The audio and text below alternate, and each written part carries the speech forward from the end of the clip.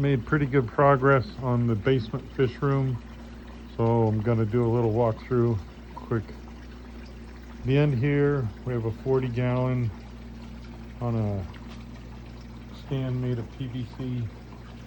I think it's 3/4 PVC that I made, and that's going to be an experimental tank. I'm going to do an experimental filtration, undergravel type filtration. And then here, the bottom tank that's empty, that's going to be a shrimp tank. This top tank is divided into 3. That's going to be scarlet batis breeding. Each of those, if I can find at least 1 or 2 females, the idea is to put pairs in there and see if they'll lay eggs. The bottom has egg crate with some screens. The eggs that they lay are super tiny, so I don't know if it's going to work, but I like to just try stuff. So that's the idea there. Over here, the bottom tank is going to be shrimp, Neocardinia shrimp, cherry shrimp. My tank upstairs, my display tank, those never took off. There's still 2 or 3 in there. One of them I think might have had shrimp eggs or whatever, but I don't know. So I'm going to try shrimp only, Neocardinia cherry shrimp in that bottom tank. This up here is going to be, it's a 3 divided 20 long. These are all 20 longs. 3 dividers, or three cells here to do holding of the scarlet batis. So if I can get a hold of females, if I end up having any of the 12 that I bought, I can use this to keep them all down here together as I pair them up. That right there is a security camera, so I can watch the pond. This is the pond with the 5-gallon bucket pump filter. It's working. Leaked a little bit, but they've all cleared up. So currently no leaks. I do need to add, I didn't realize this when I built it. I think you can mostly see from this angle. This here, can I point to it? This top piece is higher than my air release valves. So I'm pretty sure I have a little bit of air stuck here based on some noise I'm hearing in the flow rate. So I'm going to redo this piece from the check valve union. This is a true union check valve. I ordered a new one. I'm going to redo this section here and put another air release valve similar to these. These are used in irrigation. And I'm going to put a T on the top of this so that high point has air release. I don't know why I didn't notice that or think about it. Obviously I could try to rejigger the pipes, but the problem is the outlet of that pump is vertical, and I wanted to have the inlet to the filter bucket on the bottom, and it's just how I designed it. I'm just trying stuff. I'm not trying to tell anybody how to do anything or that I'm doing something good. Just showing the results. I like this, how I decided to do this. So this is a little uplift, like there's a bazillion ways you could have this return go.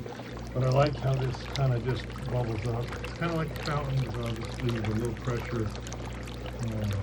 That's a 500 gallon per hour pump used in aquaponics. So I think the flow is a little low. Again, I think it's because there's some air binding in there. And then I redid my plants. I think I might have shown something in an earlier video where I had a way to float these bags, these fabric bags. I didn't like that. It didn't look good. I'm not much on aesthetics anyways, but I think this looks way better. I just put bricks in the bottom to hold these bags up to where the water level is just right for these plants.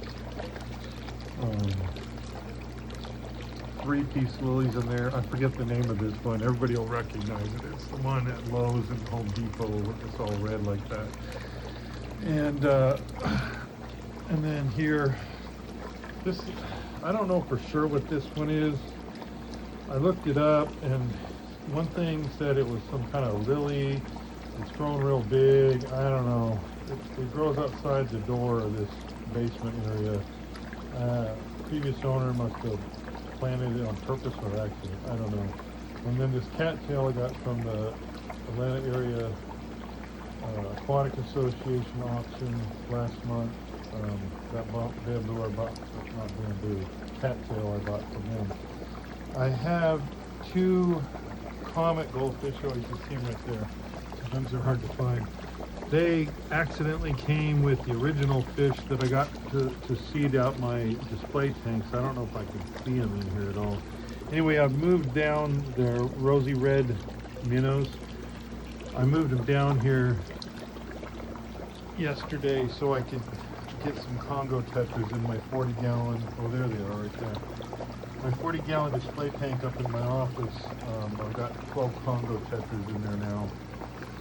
So the minnows, that's kind of why I made this pond. I didn't really intend to do this, but then I had those minnows and I couldn't bear to like just chuck them or whatever. So, and plus like, hey, have fun making a pond.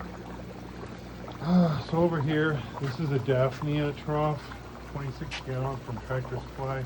You know what I found out? Lowe's sells almost the same thing. It's a little bit thinner, so it's not quite as sturdy. But you can get one about the same size at Lowe's for half the price. So that's a tip if you want to grow out any Daphnia. Now, right now I don't have too many in here. My main culture upstairs kind of crashed out, so I don't have a ton to seed this with right now. But here, this Daphnia culture, I'm pretty sure this is that green water that they talk about making. So I'm a little thrown off by that. I didn't do that on purpose, but that Daphnia culture has some in it. But it's definitely green water, I guess. I mean, I don't know what else to say. This section has some Daphnia. They're doing okay. Here I put Moynia eggs from a capsule that you buy online. There are some tiny little critters in there that look like tiny Daphnia, so I think that's the Moynia. And so some of them hatched, but not super great. Here we got two chambers for brine shrimp hatching. I'm using this first section to hatch the brine shrimp, and then I was going to try to grow some bigger. So every time I hatch the brine shrimp, I dump a few in here. I've been trying to feed them, and there are a few in there that are getting probably 4 or 5 milliliters. So it might kind of work. I don't know. I'm just trying stuff. Just trying to have fun. My air system. I watched a lot of videos, and I like the idea some of them had a pressure gauge. So even though I don't really have one of those fancy pumps, I got this pressure gauge. It goes up to 5 psi. And right now it's sitting around 1.5. I did this bleed stuff that they talk about for all the linear pumps, the bigger ones.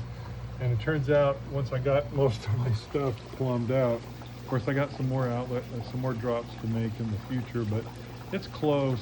And the pump I'm running, I don't really have to bleed any. But these two mufflers I got off Amazon, they were only like $7. Two's kind of overkill, but anyway, you know, just trying to make it look cool. This part here I was going to use kind of for a homemade muffler, but then turned out it's more just a good support. Anyway, got J hooks holding it onto this strip here. Oh, don't tell anybody about this, probably not to code electrical, but I did that all myself. I tried to do it right. I don't know the electrical code for residential. I was an electrician in the Navy, so it's safe enough.